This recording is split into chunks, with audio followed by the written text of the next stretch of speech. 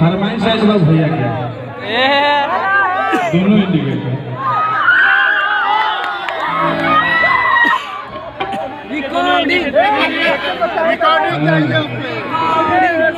अधिक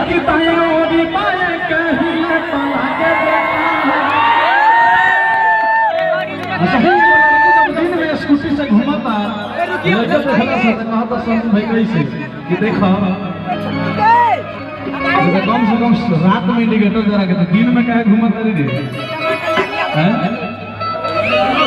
संभाल के रख जाता है। ज्यादा जागल बा शौक बा